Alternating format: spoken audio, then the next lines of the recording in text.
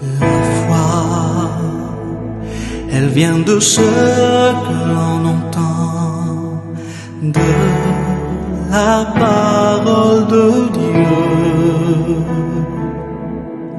Elle est une assurance, une démonstration des choses que l'on espère, de celles qu'on... Chers frères et sœurs dans le Christ, Shalom. La foi vient de ce qu'on entend. Et ce qu'on entend, c'est la parole de Dieu. Nous célébrons aujourd'hui le 33e dimanche du temps ordinaire de l'année liturgique A. Le texte d'aujourd'hui nous invite à découvrir nos dons et talents, ce que nous avons reçu de la part de Dieu et qui doivent servir pour le bien de toute la communauté. La première lecture tirée du livre des Proverbes exalte ou fait l'éloge de la beauté féminine, la beauté d'une femme. Souvent, nous nous arrêtons à l'extériorité de la beauté, à l'aspect extérieur. Nous ne regardons que le visage. Mais la lecture d'aujourd'hui, le proverbe, nous invite à aller au-delà, à faire un saut, à découvrir la vraie beauté d'une femme ou la vraie beauté de l'homme en général. C'est la beauté intrinsèque, la beauté du dedans. Il y avait un philosophe qui avait épousé une femme et son choix a été objet de critiques. Pourquoi il avait choisi une femme qui, selon ses amis, selon l'environnement, n'était pas du tout belle. Nous le disons très bien, la beauté est relative. Alors celui-ci a réagi ou il répliqua en disant « Oui, je sais bien que pour certains d'entre vous, ma femme n'est pas belle. Elle n'est pas la femme idéale. Mais je ne vois pas en elle la beauté extérieure. Moi, je regarde beaucoup plus la beauté intérieure, ses qualités, ce qu'elle a comme don. Et c'est comme ça que Dieu regarde aussi humains que nous sommes. Dieu ne regarde pas l'apparence. Dieu ne regarde pas l'extérieur, mais Dieu regarde la beauté du dedans. La lecture nous dit, la beauté va s'évanouir. Alors, ne nous focalisons pas sur la beauté extérieure, mais cherchons plutôt à avoir une beauté intérieure, savoir plaire aux autres, savoir faire du bien, savoir gagner la confiance des autres à travers nos actes, être digne de confiance. Voilà ce que nous devons chercher comme beauté.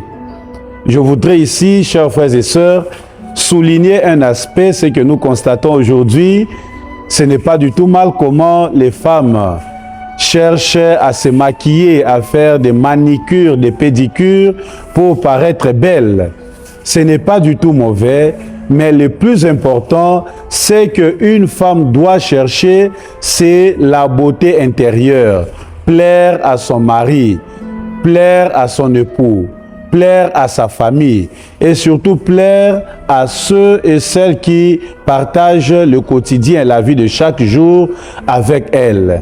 C'est-à-dire avoir un bon comportement, avoir des paroles constructives, pas des paroles qui divisent, pas des paroles qui créent la division, mais plutôt des paroles qui font que les gens vivent en communion. C'est-à-dire, même dans des familles, il y a des femmes, après le mariage, les familles de son époux, les amis de son époux, ne sont plus à l'aise à visiter leurs frères. Pourquoi? Parce que la femme ne veut pas de la visite, puisque la femme n'est pas accueillante, puisque la femme n'est pas attentive. Celui qui trouve une femme trouve le bonheur. Et une femme vertueuse bâtit sa maison. Une femme fait la joie de son époux, fait la joie de sa famille, fait la joie de ses amis même.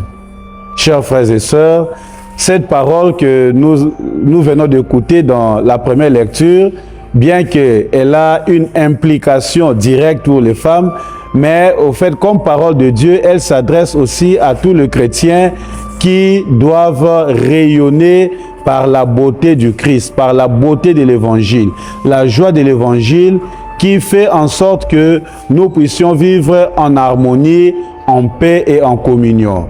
La deuxième lecture nous invite à la préparation, car nous ne savons ni le jour ni l'heure. Le Fils de l'homme viendra et il viendra comme un voleur. Nous devons nous préparer, nous devons nous apprêter au quotidien. Nous apprêter au quotidien, cela nous renvoie aussi à nos actes de chaque jour. Nous devons nous préparer, nous devons chercher à faire du bien, comme le livre des Actes des Apôtres dit, Jésus, partout où il passait, il faisait le bien.